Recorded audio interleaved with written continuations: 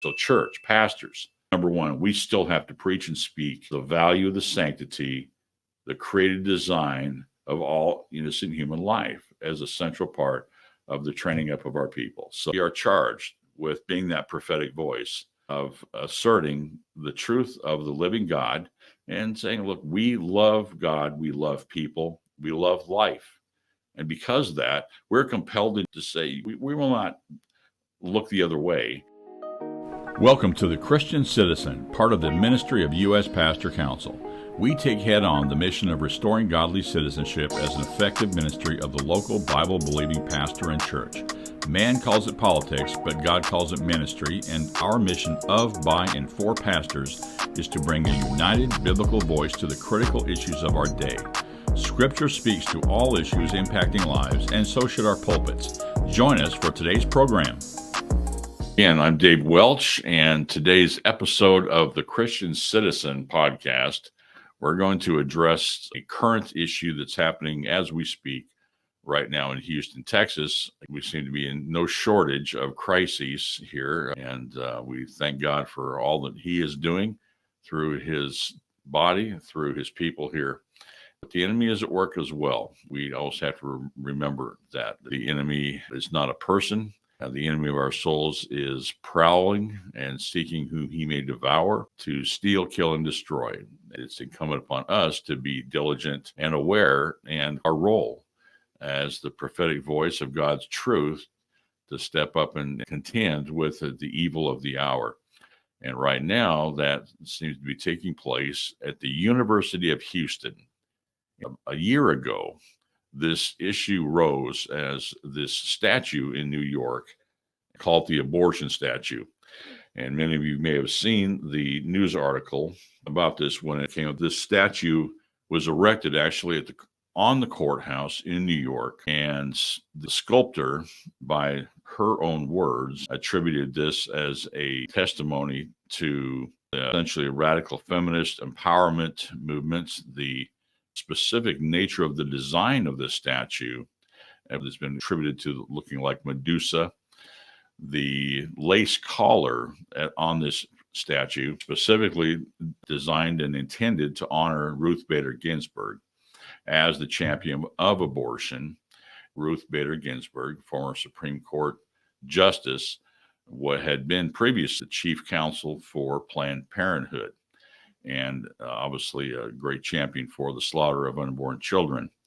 So the nature of this statue and its satanic look, its nature, and its purpose and intent is something that we're with great concern, obviously, because one might argue, well, look, it's art, right? It's free speech. This is what they always use as a cover for obscenity and depravity of myriad kinds. The reality is that what does it matter to us, the church, the body, the conservative movement, and so forth? Because why did they place it on City Hall, on a courthouse? Why not in the park? The reality is because their intentions are very clear: to elevate that power, that authority represented by government, to this principle of death and of the abortion cult. They're not bashful about proclaiming what they believe and what they want to accomplish, and the direct linkage to the use of governing power to do so. Fortunately, the church has been often too ignorant of what their designs and intentions are as we scurry about and just debate the issue simply solely on its merits while they seize these moments. When we received word a year ago that this statue of New York was going to be moved, there's actually twin statues, and the one of them would be coming to the University of Houston. We, at that time, April of 2023, drafted a letter to the chairman of the Board of Regents at the University of Houston on behalf of pastors in the city and the area before this came. And we just read just a brief part of this letter, which we submitted to that board of the chairman, who happens to be Tillman Fertitta. Tillman Fertitta is, of course, the CEO of the Landry restaurant empire all over the nation. He is based here in Houston. Dear Mr. Fertitta, in the light of reports that the infamous Medusa-style statue placed on a New York courthouse to honor women's rights, abortion, and the late Supreme Court Justice Ruth Bader Ginsburg, according to its creator, is scheduled to come to the University of Houston campus this June, we are compelled to present this appeal to you and the board to take necessary steps to assure this does not happen. The history of such statues dedicated to and in worship of pagan gods, including to Moloch, for whom children were sacrificed at the altar, goes back thousands of years. Without exception, they are considered an offense to the God of Abraham, Isaac, and Jacob, who brought great judgment on his own people when they built and elevated such idols. Statues such as this are neither art nor artistic expression. They are extremist tributes to a culture of death, laws, and leaders now discredited by the exposure of truth, data, and evidence in the harm to human life.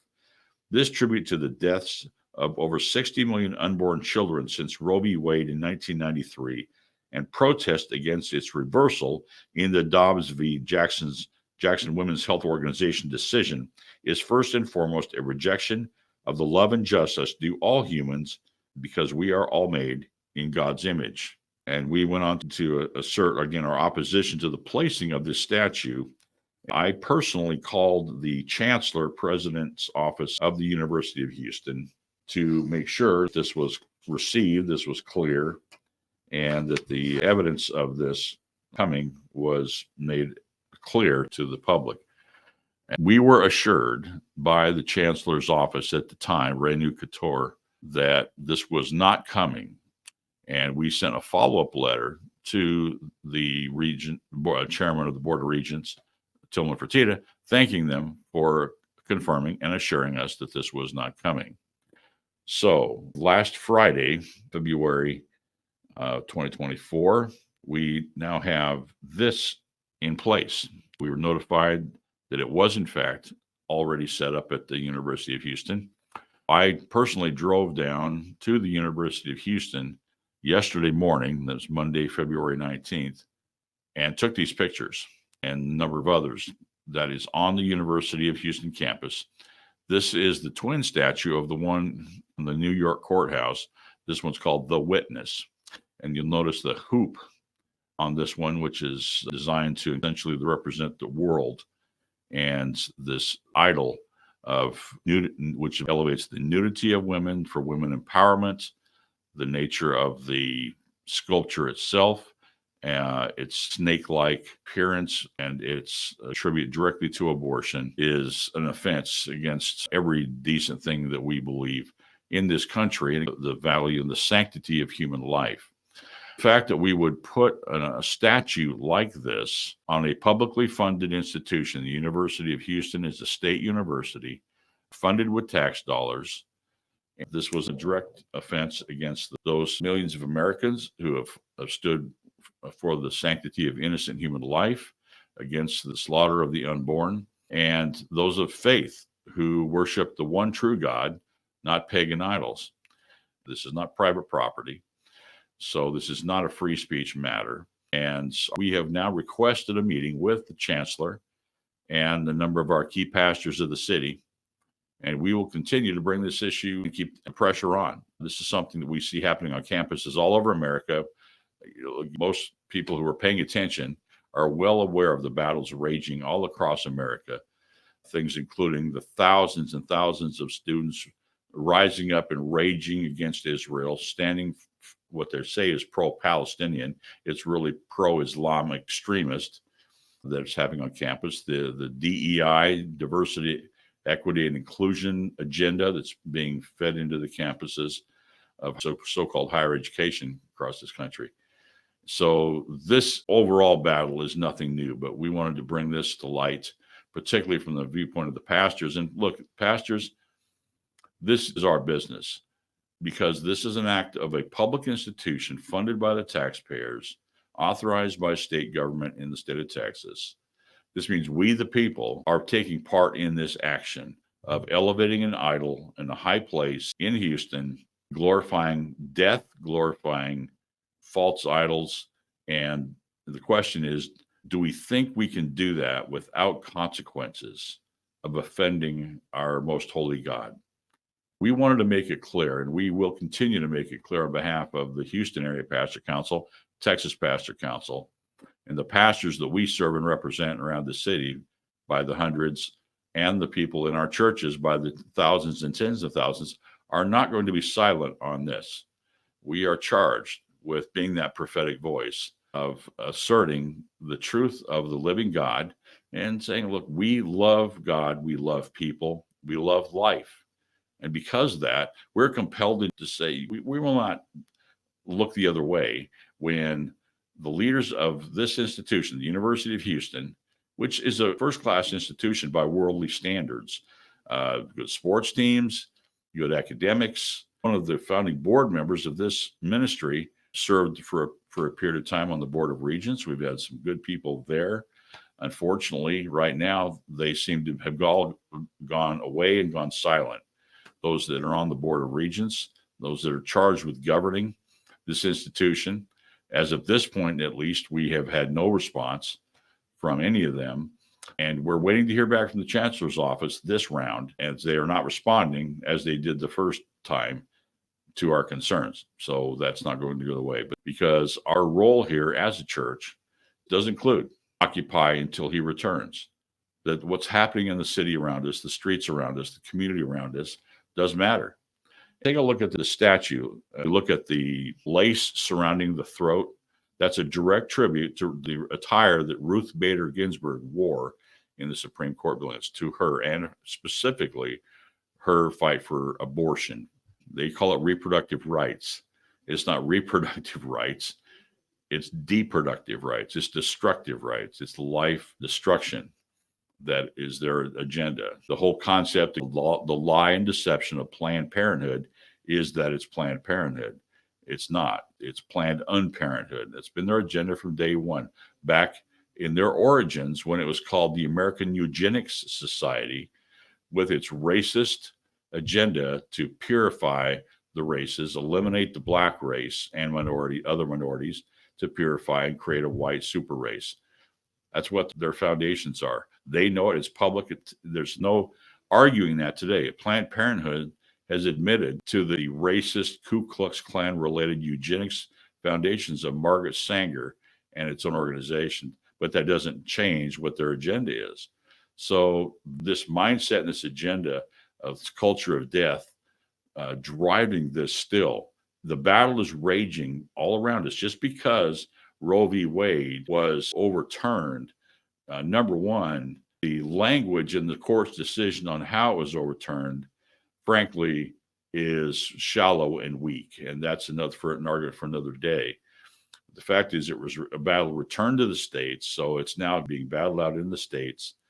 It's still a huge issue in the election. The Republican Party is now being told, hey, minimize the emphasis on life, on pro-life, on against abortion in the campaign this year, because we don't want to lose those suburban women, those independent voters, because of that. This is not going away anytime soon. So church, pastors, number one, we still have to preach and speak the value of the sanctity, the created design of all innocent human life as a central part of the training up of our people. So that's just a charge that we've continued to. And this moment we have right now in Houston, that we're going to fight this battle and press back to get this pagan idol taken out of the campus and some standards created. Why should we not just put a statue in there next that celebrates slavery? Who would do that? Well, if we follow the same principles that anything goes, that anything can be celebrated, that there are no standards, there are no principles at play here other than artistic expression, which is the age-old argument of the godless left in regards to defending obscenity at large and other things, then who knows what's next.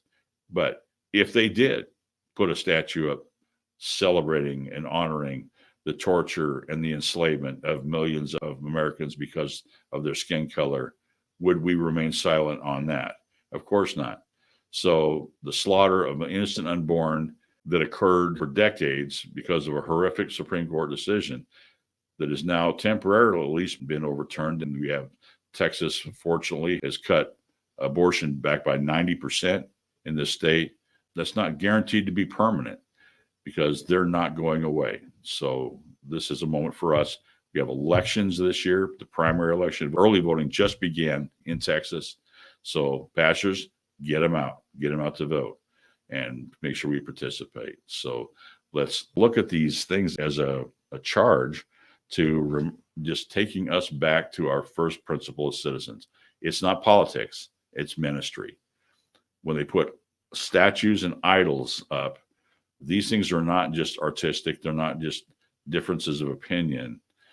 The actions of our government, which include the actions of the universities that are functions of our government, are we the people expressing this? We have to take responsibility for this. Let's make sure that we are doing our part, restoring citizenship as a functioning ministry of the local church, getting involved and doing our responsibility and our duty as citizens to vote, to participate actively, effectively, consistently in every election, choosing godly people who will adopt godly laws, and that our institutions that we place, primary, secondary, and higher education, are consistent with the life principles that we know are right according to our God, and secondly, the best for people to assert the principles of freedom, life, and liberty that this nation was founded on.